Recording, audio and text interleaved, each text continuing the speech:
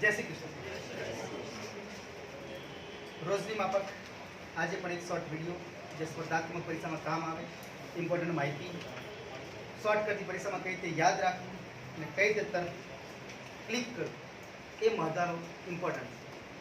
મહેનત તો બધા જ કરતા હોય છે, પણ પરીક્ષાના ટાઈમે યાદ આવે એ જ મહત્વનું હોય. એને કહેવાય સ્માર્ટ વર્ક. બાકી ગધા મજૂરી તો તમે 24 કલાકમાંથી 18 કલાક કે 19 કલાક વાંચો, પણ યાદ કેટલું રહે એ મિનિંગફુલ છે. બને એટલી પ્રયત્ન એવા કરો, બને એટલી કોશિશ એવી કરો કે જે વાંચો એ તરત યાદ આવે અને ક્લિક થઈ શકે. તેના માટે શોર્ટકટ અપનાવો અને બને ત્યાં સુધી વધુમાં વધુ લખાણ લખીને પછીને તૈયાર કરતા શીખો.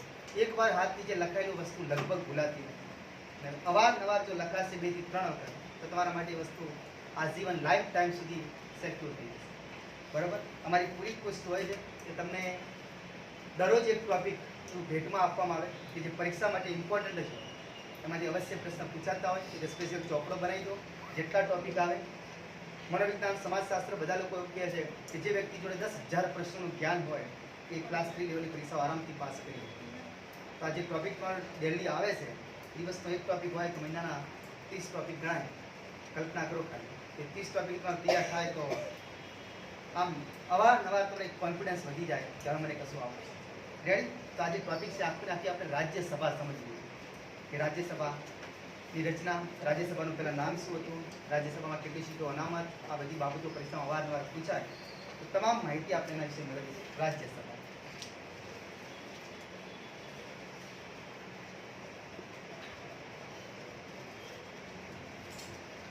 ભારતીય સંસદના 3 અંગો છે જેને અભિન્ન અંગ કહી શકાય કે ક્યારેય બી એને જુદા ન તારવી શકાય. તો કોણ? રાજ્યસભા, લોકસભા અને રાષ્ટ્રપતિ. આ 3 પદ ભારતની સંસદ જે કહેવાય, તો આ 3 પદ ભેગા મળે ત્યારે સંસદ બને છે. બરાબર. આ એક ખાસ યાદ રાખો. તો રાજ્યસભા સંસદનો ઉપલો ગૃહ કહેવાય છે.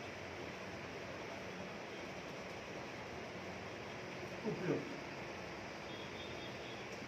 રેડી? બીજી એની વિશેષતા છે કાયમી ગૃહ છે. એનું વિસર્જન ક્યારેય થતું નથી. આના ઉપનામ ઉપલો ગૃહ કહી શકાય, કાયમી ગૃહ કહી શકાય. ક્રમની દ્રષ્ટિએ દ્વિતીય ગૃહ છે. આ પર ધ્યાન રાખજો. પ્રથમ ગૃહ કોણ કહેવાય? લોકસભા કહેવાય. આ દ્વિતીય ગૃહ છે. રેડી? બીજું, આને ઘરડાઓનું ઘર કહેવાય.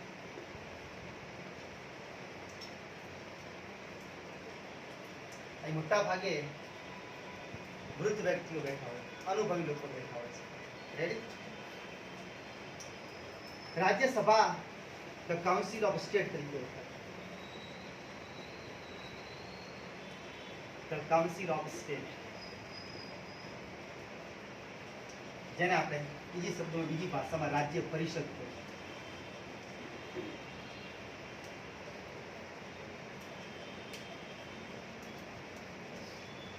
રાજ્યસભા પદ લાવ્યું ક્યાંથી? તો બ્રિટેનની અંદર જે પાર્લામેન્ટ હોય છે તેના પર 2 ગૃહ હોય છે, એક હાઉસ ઓફ લોર્ડ્સ અને એક house of Commons. House of lords જે બ્રિટેનમાં છે એ જ ભારતની અંદર રાજ્યસભા કહેવાય. ત્યાં જે હાઉસ ઓફ કોમન્સ છે તે આપણે ત્યાં લોકસભા કહેવાય. બરાબર. લોકસભાને પોપ્યુલર હાઉસ પણ કહેવાય. યાદ રાખજો, રાજ્યસભાની રચના ક્યારે થઈ? બંધારણમાં કઈ કલમ અંતર્ગત ઉલ્લેખ છે? તો રાજ્યસભાની રચના થઈ હતી 3 એપ્રિલ 1952ના દિવસે. આની રચના થઈ. એની પ્રથમ બેઠક 13 મે 1952ના દિવસે મળી.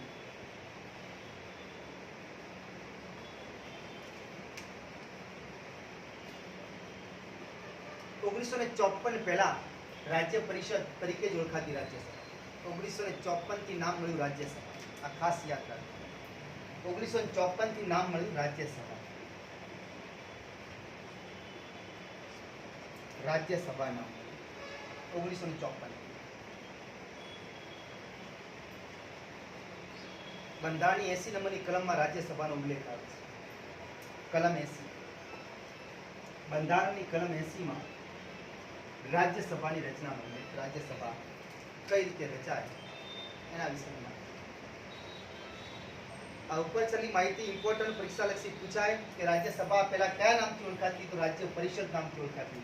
આ લેવામાં ક્યાંથી આવી, તો બ્રિટનની જે પાર્લામેન્ટ છે, બ્રિટનની જે સંસદ છે, ત્યાં એક હાઉસ છે, the house of lords. Lords એટલે વૃદ્ધ વડીલો, એના પરથી ભારતીય રાજ્યસભા બનાવી છે. તેમાં અનુભવી લોકો બેસશે. બરાબર. બીજો point, the council of state પણ એને કહેવાતી. 1952માં જ્યારે રચના થઈ ત્યારે નામ હતું રાજ્ય પરિષદ. 1954 થી નામ ચેન્જ થયું, નામ મળ્યું રાજ્યસભા. પહેલી બેઠક મળી 3 એપ્રિલ 1952 અને પહેલી રચના થઈ 3 એપ્રિલ 1952 અને પહેલી બેઠક મળી 13 મે 1952. આ રાજ્યસભાની ઉપર છેલ્લી માહિતી. હવે એની શું કામગીરી, કોણ એમાં ભાગ લઈ શકે, કઈ તેની ચૂંટણી, આ બધી વસ્તુથી આપણે વાકેફ છીએ.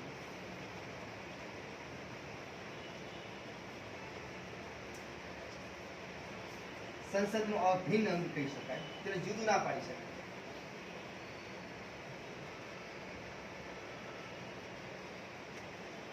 એસી નંબરની કલમની રચના છે. 80A માં એવી જોગવાઈ છે કે રાષ્ટ્રપતિને અધિકાર આપ્યો છે. 80A પ્રમાણે રાષ્ટ્રપતિ કલા, સંસ્કૃતિ, વિજ્ઞાન, આ 3-4 પદોમાં જે વ્યક્તિ ખ્યાતિ મેળવે, પ્રગતિ કરે, એ વ્યક્તિને 12 વ્યક્તિઓની નિમણૂક રાજ્યસભામાં રાષ્ટ્રપતિ કરે છે. આવા 12 વ્યક્તિઓની નિમણૂક રાષ્ટ્રપતિ કરે છે.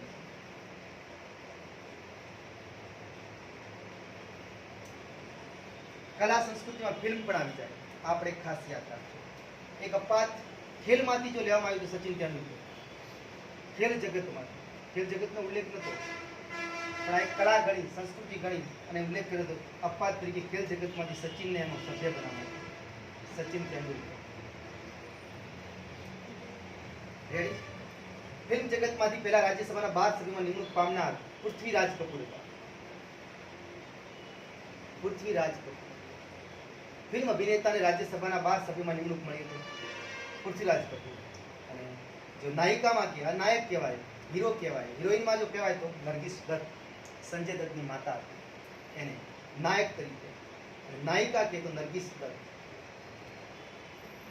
નરગિસ દત્તને રાજ્યસભાના 12 સભ્યોમાં નિમણૂક મળી. રાષ્ટ્રપતિ જે નિમણૂક કરી હતી 12 સભ્યોમાં, આ એમની નિમણૂક કરવામાં.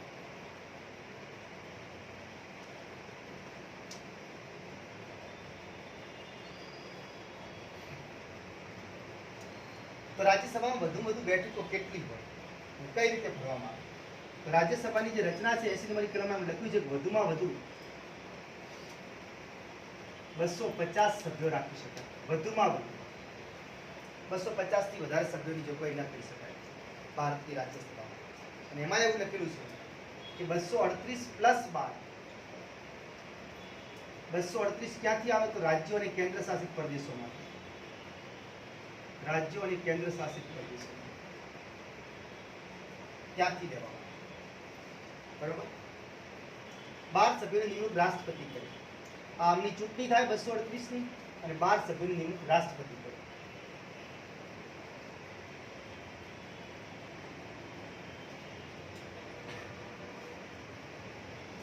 કોઈ તમને પૂછે કે રાજ્યસભામાં કેટલા ટકા અનામત, તો રાજ્યસભામાં કોઈ દિવસ અનામત ના મળે. લોકસભામાં અનામત હોઈ શકે, રાજ્યોની વિધાનસભામાં હોઈ શકે, પણ 2 ગૃહ એવા, એક રાજ્યસભા અને એક વિધાન પરિષદ, આમાં કોઈ દિવસ અનામતની જોગવાઈ ના હોય. આ ખાસ યાદ રાખજો, રાજ્યસભામાં કોઈ દિવસ અનામત ના હોય.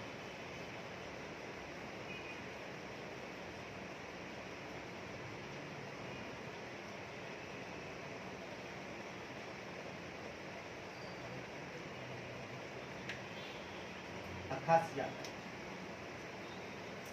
તો વર્તમાનમાં પૂછે રાજ્યસભામાં કેટલી બેઠકો છે, તો 245. વર્તમાનમાં કે રાજ્યસભાની બેઠકો તો કેટલી ભરેલી છે? 245. 233 પ્લસ 12. 233 ની ચૂંટણી, 12 ની નિમણૂક. રેડી. હાલની પોઝિશન જોવા જાઓ તો 229 વત્તા 4 છે. 229 રાજ્યોમાંથી ભરેલી છે.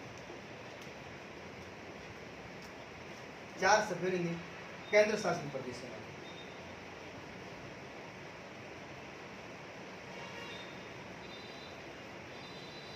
રેડી. જમ્મુ કાશ્મીર રાજ્યસભાની બેઠકો 4 છે પણ ભરેલી નથી, કારણ કે હજુ દરજ્જો કેન્દ્રશાસિત પ્રદેશમાં મળ્યો છે, હજુ આપણે નિમણૂક નહીં કરી, નહીંતર 8 થઈ જશે.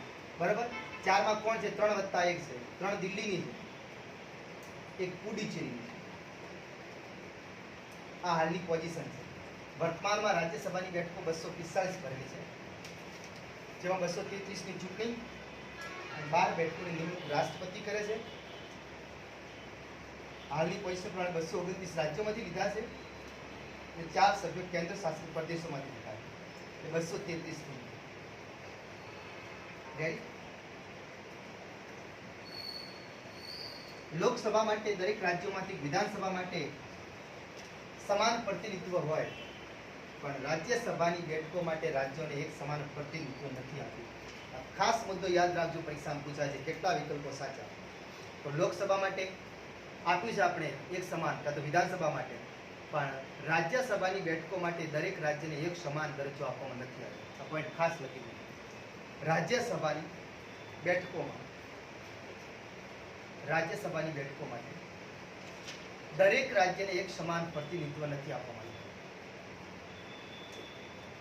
રાજ્યસભાની બેઠકો માટે દરેક રાજ્યને એક સમાન પ્રતિનિધિત્વ નથી આપવામાં.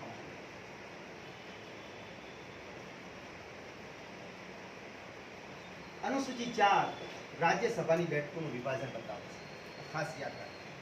અનુસૂચિ 4 રાજ્યસભાની બેઠકોનું વિભાજન બતાવે છે. દર 20 લાખે એક સભ્ય લેવામાં આવે છે.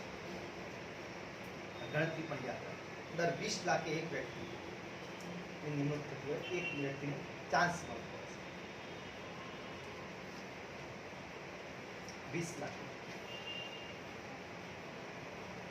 અનુસૂચિ 4 માં આવી જોગવાઈ છે રાજ્યસભાની બેઠકોનું વિભાજન.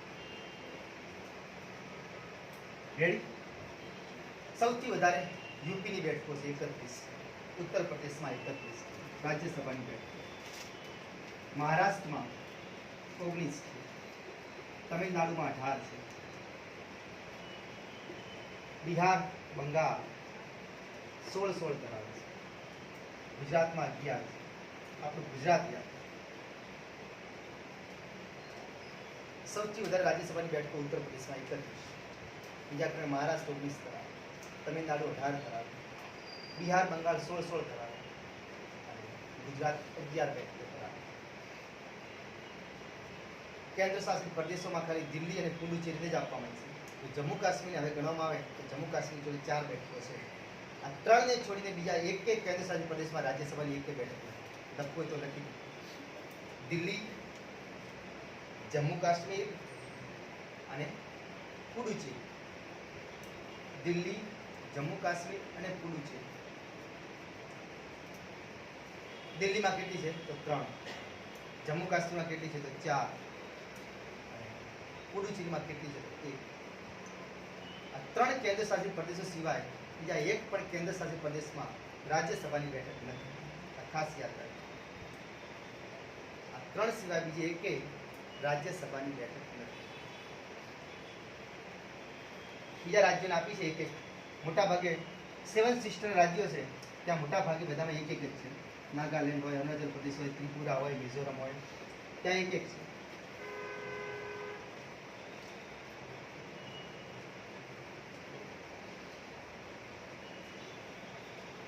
રાજ્યસભાના સભાપતિ અને ઉપસભાપતિ. રાજ્યસભાના સભાપતિ આ ખાસ એક ધ્યાન. રાજ્યસભાના સભાપતિ હોદ્દાની રૂપે ઉપરાષ્ટ્રપતિ. રાજ્યસભાના સભાપતિ કોણ હોય તો ઉપરાષ્ટ્રપતિ. વિશેષતા જાણી લો. રાજ્યસભાના સભાપતિ કોણ હોય તો ઉપરાષ્ટ્રપતિ. સભાપતિ ઉપસભાપતિ ઉલ્લેખ 89 નંબરની કલમમાં આવે છે. બંધારણની 89 નંબરની કલમ રાજ્યસભાના સભાપતિ અને ઉપસભાપતિ ની માહિતી આપે છે. સભાપતિ ઉપસભાપતિ કલમ 89. સભાપતિ કોણ બને તો હોદ્દાની ઉપરાષ્ટ્રપતિ બને. આ ખાસ યાદ રાખજો. ઉપરાષ્ટ્રપતિને જે પગાર મળે છે એ રાજ્યસભાના સભાપતિ તરીકે મળે છે. જીપીએસસીમાં, યુપીએસસીમાં 2 થી 3 વખત આ પ્રશ્ન આપેલો છે. કે કેટલા વિકલ્પો સાચા? તો યાદ રાખજો, ઉપરાષ્ટ્રપતિને પગાર શેનો મળે છે? તો રાજ્યસભાના સભાપતિ તરીકે મળે છે. રાજ્યસભાના સભાપતિ તરીકે પગાર મળે છે.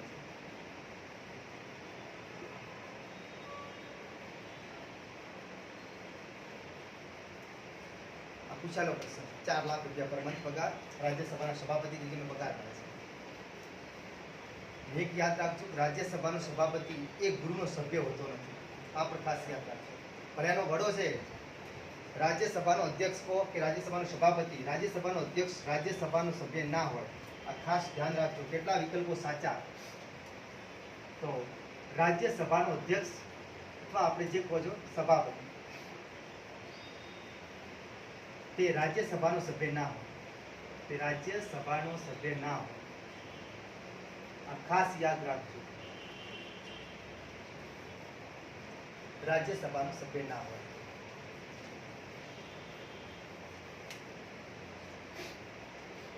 સભાપતિ હાજર ના હોય, ઉપસભાપતિ કામગીરી સંભાળે છે. એ પણ એક યાદ રાખજો. રાજ્યસભાના સભાપતિ ઉપરાષ્ટ્રપતિને પદ ઉપરથી દૂર કરવાની વાત ચાલુ હોય, પ્રોસેસ ચાલુ હોય, પ્રક્રિયા ચાલુ હોય, અને આ વ્યક્તિ બેઠો હોય, આ વ્યક્તિ બેઠો હોય, આ વ્યક્તિ બેઠો હોય. ફરી બોલું છું, રાજ્યસભાના સભાપતિ એટલે કે ઉપરાષ્ટ્રપતિને પદ ઉપરથી દૂર કરવાની પ્રક્રિયા ચાલુ હોય ત્યારે જો સભામાં ઉપસભાપતિ હાજર છે તો એમને સભાપતિ તરીકે બેસવા મળતું નથી, ખુરશી પર. તો આ વ્યક્તિ સંભાળશે છે.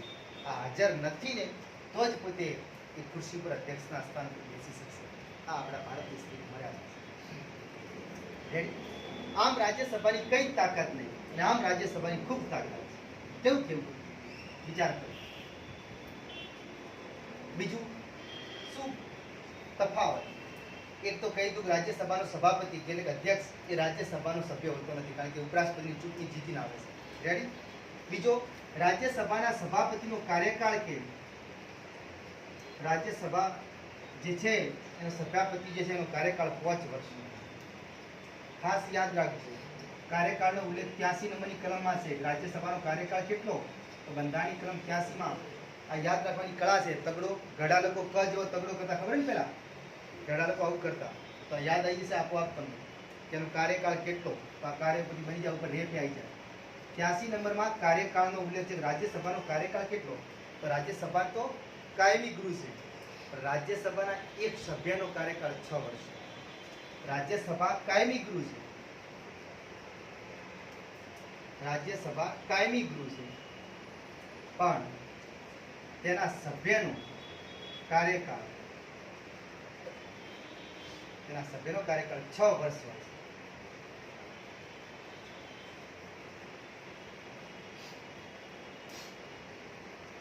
એક આ પોઈન્ટ ખાસ યાદ રાખજો કે અધ્યક્ષ પદ ઉપર 5 વર્ષ રહેશે, જ્યારે ઉપાધ્યક્ષ પદ ઉપર 6 વર્ષ. આ એનો મોટા મોટો તફાવત છે, કારણ કે ઉપાધ્યક્ષ રાજ્યસભાનો સભ્ય હોય છે. રાજ્યસભાનો સભાપતિ એનો સભ્ય ના હોય સભાનો, રાજ્યસભા ઉપસભાપતિ જેને કહેવાય, અથવા આપણે ઉપાધ્યક્ષ કહીએ. રાજ્યસભાનો ઉપાધ્યક્ષનો કાર્યકાળ 5 વર્ષનો, 6 વર્ષ, પણ સભાપતિનો કાર્યકાળ 6 વર્ષનો. રાજ્યસભાનો જે સભાપતિ બને છે, અધ્યક્ષ કહીએ, એનો કાર્યકાળ 5 વર્ષનો, પણ જે ઉપાધ્યક્ષ બને છે એનો કાર્યકાળ 6 વર્ષનો. ખાસ યાદ રાખજો, આ કોઈ દિવસ ભૂલાવું નથી, કારણ કે રાજ્યસભાનો સભ્ય બનીને આવે છે, ચૂંટણી જીતીને આવે છે.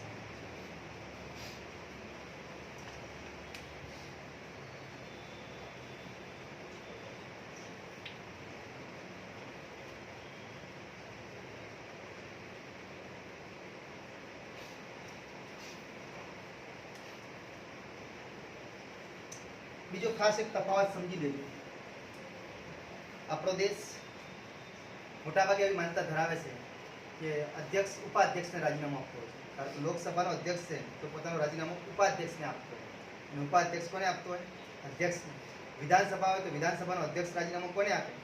વિધાનસભાના ઉપાધ્યક્ષને આપે. પણ અહીં થોડું અટપટું છે, કારણ કે વિચાર કરો, રાજ્યસભાનો અધ્યક્ષ કોણ? રાજ્યસભાનો અધ્યક્ષ તો ઉપરાષ્ટ્રપતિ હોય,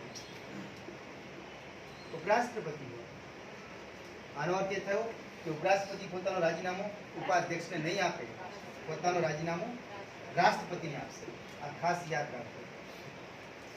પોતાનું રાજીનામું રાષ્ટ્રપતિને આપે, જ્યારે ઉપાધ્યક્ષ પોતાનું રાજીનામું ઉપરાષ્ટ્રપતિને આપે, એનો મતલબ રાજ્યસભાના સભાપતિને આપે.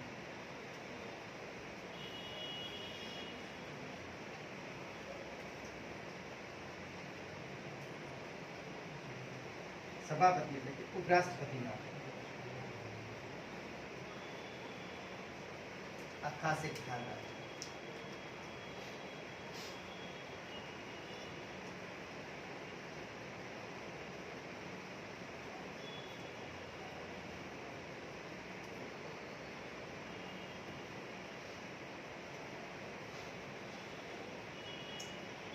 ચોર્યાસી નંબરની કલમમાં રાજ્યસભાના સભ્ય કોણ બની શકે એવી લાયકાત આપે છે. કોણ બની શકે રાજ્યસભાના સભ્ય? 84 રાજ્યસભાના સભ્ય બનવાની લાયકાત.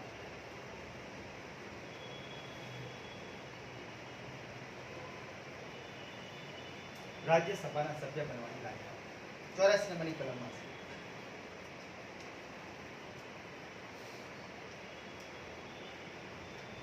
પરેશાન ભૂલી જતી યાદ રાખવાની કળા છે. જો 8 અને 4 8 ના વાંકો વળી ગયેલો હોય, બેવડો માણસ કોમ ના આવે, હીરો જેવો છે ને, નાચતો ડાન્સ કરતો ગાધ ઊંચો હોય, આની લાયકાત હીરો જેવો છે તો લાયકાત છે. અહીંયા કળા 83 માં કાર્યકાળ હતો તો આપણે કયો એવું કરતા તો કાર્યકાળ બની ગયું. બરાબર. તો રાજ્યસભાના સભ્ય કોણ બની શકે? એક તો ભારતનો નાગરિક હોવો જોઈએ, બીજું ઉંમરની દ્રષ્ટિએ 30 વર્ષ ઉંમર પૂરી હોવી જોઈએ. 30 વર્ષ ઉંમર, 30 વર્ષ. ત્રીજો પોઈન્ટ ખાસ એ છે, લાભના પદ ઉપર ના હોય.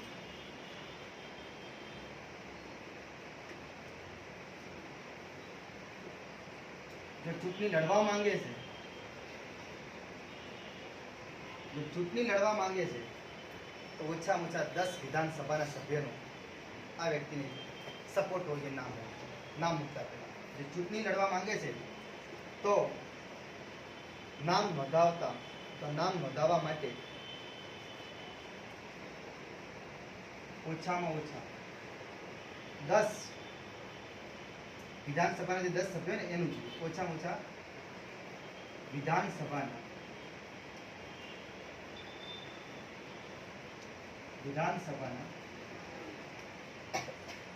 ઓછામાં ઓછા 10 ધારાસભ્યો જેને કહેવાય.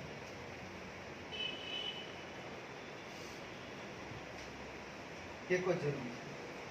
નામ મૂકવા માટેનો ટેકો 10 જણ તૈયાર છે ઓછામાં ઓછા, તો જ એમનું નામ રાજ્યસભાની ચૂંટણી માટે થઈ શકે. ચૂંટણી લડવા માંગે છે, નિમણૂકની દ્રષ્ટિએ જરૂરી નથી. આ ખાસ યાદ રાખો. બીજું, સંસદે એને કોઈ રીતે ગેરલાયક ન ઠેરવ્યો એવો પદ હોવો જોઈએ. સંસદ દ્વારા તેને ગેરલાયક ન ઠેરવવામાં આવે.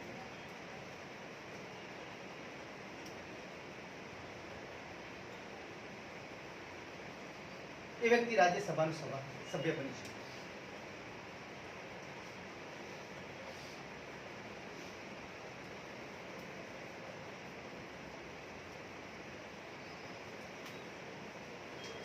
તો આથી રાજ્યસભાના સભ્ય બનવાની જે લાયકાત.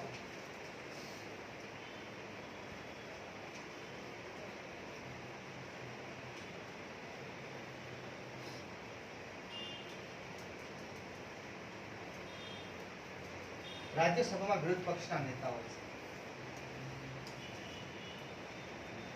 રાજ્યસભામાં વિરોધ પક્ષના નેતા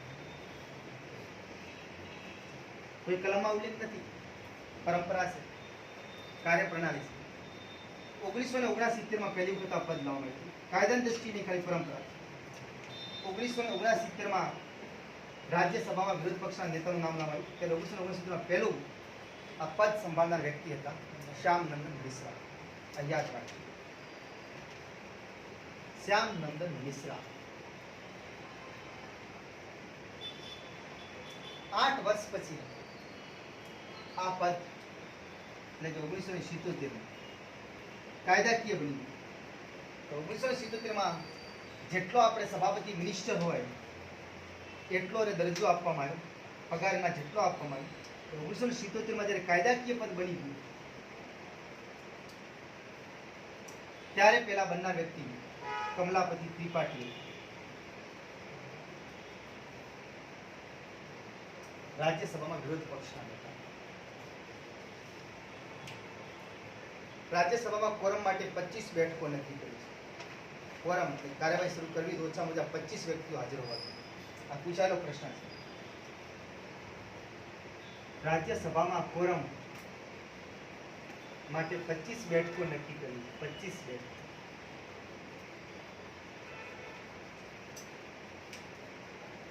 રાજ્યસભાની કામગીરી કરવી છે તો 25 વ્યક્તિઓ હાજર ઓછામાં ઓછા તો જ રાજ્યસભાની કાર્યવાહી શરૂ.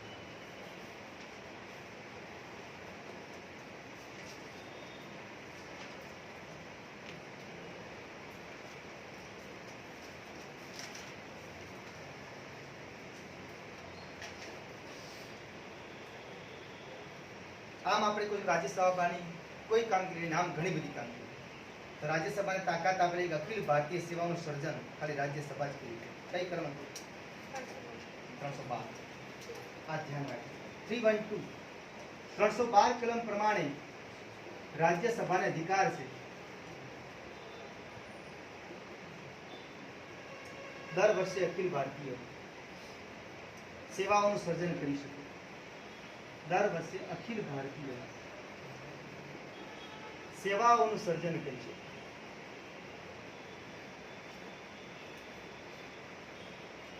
બીજી એક તાકાત આપી છે રાજ્યસભાને 249 નંબરની કલમ પ્રમાણે કોઈ પણ રાજ્ય વિષયને રાષ્ટ્ર મહત્વ વિષયના તરીકે જાહેર કરી શકે. ખાસ યાદ રાખજો આ રાજ્યસભાની તાકાત છે. કલમ 249 કોઈ પણ રાજ્ય વિશેનો ઘટનો હોય તો રાજ્યના મહત્વનો જે વિષય હોય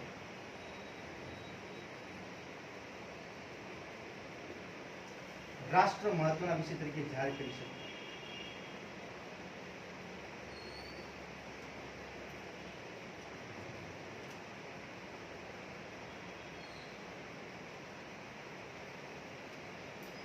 ઉપરાષ્ટ્રપતિને પદ ઉપરથી દૂર કરવા માટેનો ખરડો સૌથી પહેલા રાજ્યસભામાં પસાર થયો. આપણે ધ્યાન રાખવું. ઉપરાષ્ટ્રપતિને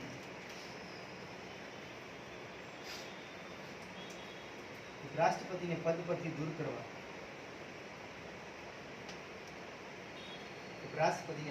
દૂર કરવા ખરડો સૌ પ્રથમ રાજ્યસભામાં જ પસાર થયો.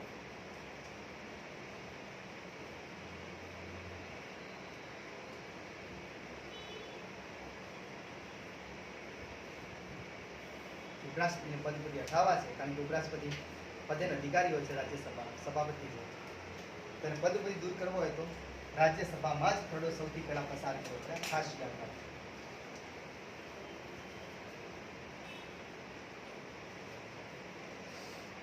અમુક ખરડામાં લોકસભા જેટલી જ તાકાત છે ખાલી એક નાના ખરડાને બાદ કરતા બાકી બધા જ ખરડામાં જેટલી લોકસભાની તાકાત છે એટલી રાજ્યસભાની તાકાત છે. નાના ખરડાને બાદ કરતા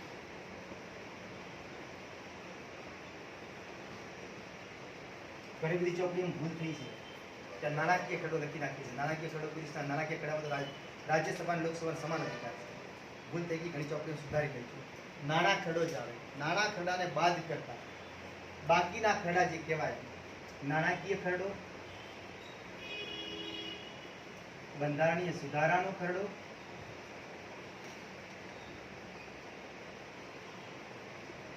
અથવા સામાન્ય ખરડો, રાષ્ટ્રપતિને પદ પરથી દૂર કરવા,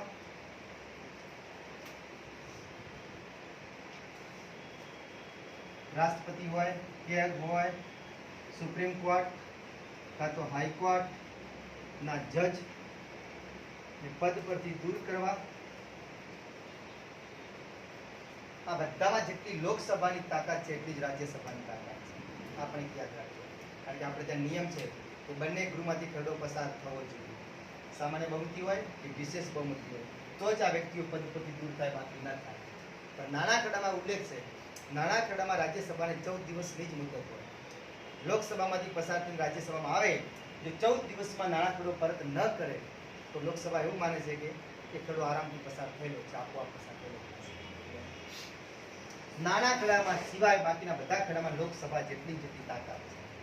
બીજું, કટોકટી લાગી હોય અને લોકસભાનું વિસર્જન થઈ ગયું તો કટોકટીને લાગુ કરવા માટે રાજ્યસભા પાર્ટી પરવાનગી લેવી પડે, પરમિશન લેવી પડે. એ ખરડાને પસાર કરે તો જ કટોકટી લાગુ રહે, નહીં તો નહીં રહે.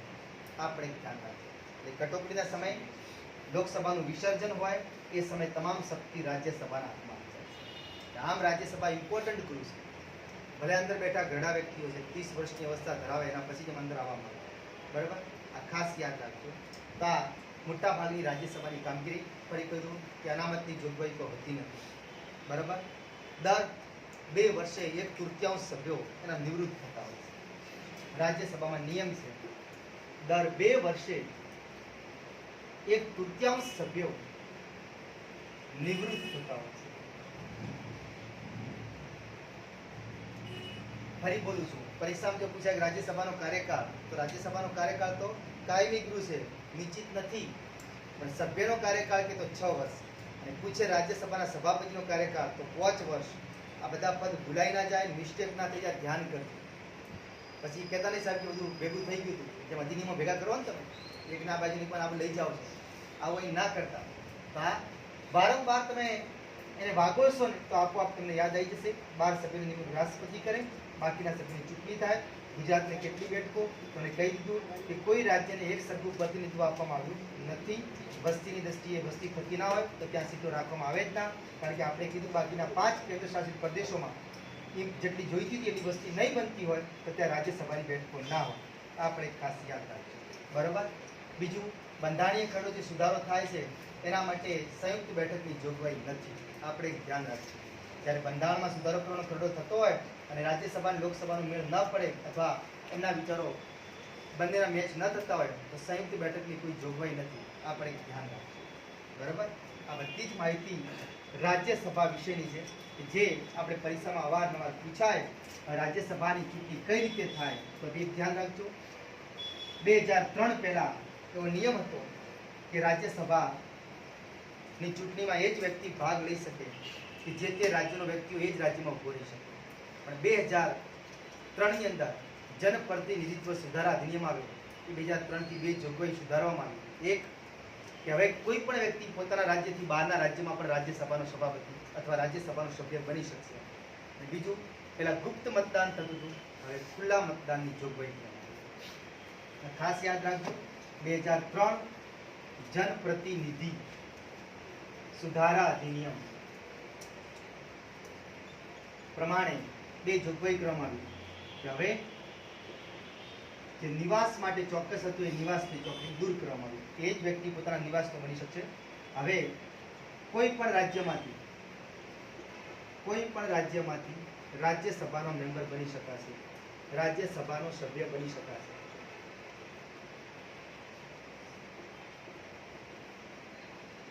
બીજી જોગવાઈ એવી કરવામાં આવી, ગુપ્ત મતદાનના બદલે ખુલ્લું મતદાન જોગવાઈ કરો. બરાબર. રાજ્યસભાના સભ્યોને ચૂંટે કોણ? તો 2003ની જોગવાઈ નહીં, આ તો એક્સ્ટ્રા તમને બોલું છું. તો રાજ્યસભાના સભ્યોની ચૂંટણી કોણ કરે? તો જે તે રાજ્યના વિધાનસભાના ચૂંટાયેલા સભ્યો કરે.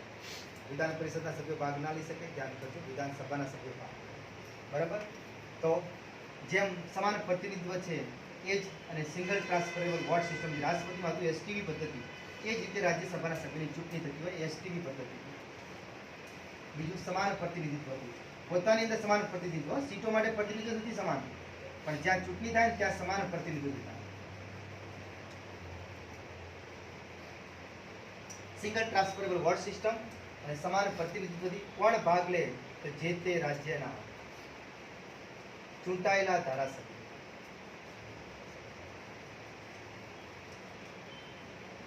રાજ્યસભાના સભ્યની નિમણૂક કરે છે, ચૂંટે છે. આ ખાસ યાદ રાખજો. બરાબર. રાષ્ટ્રપતિની ચૂંટણીમાં રાજ્યસભાના સભ્યો ભાગ લે છે. આપણે યાદ રાખજો.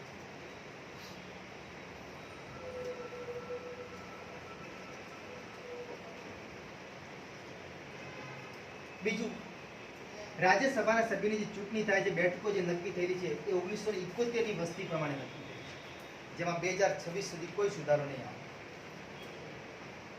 1971 ની વસ્તી પ્રમાણે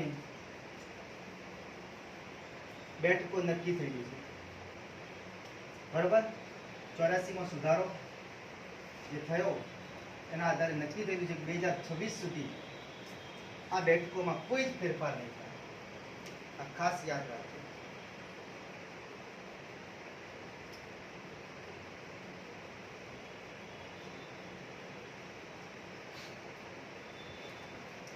બરાબર. 84 સુધારો 2001.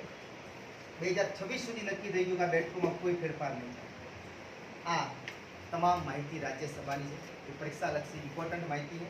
તો મિત્રો આ રીતે તૈયારી કરી શકાય અને જો ધ્યાનથી ભણવામાં આવે તો બધું આપણને યાદ રહી શકે, પરીક્ષામાં શોર્ટકટથી યાદ આવે અને તરત આપણે ક્લિયર કરી શકીએ. ફરી મળીશું એક નવા વિડીયો સાથે. જય હિન્દ, જય ભારત.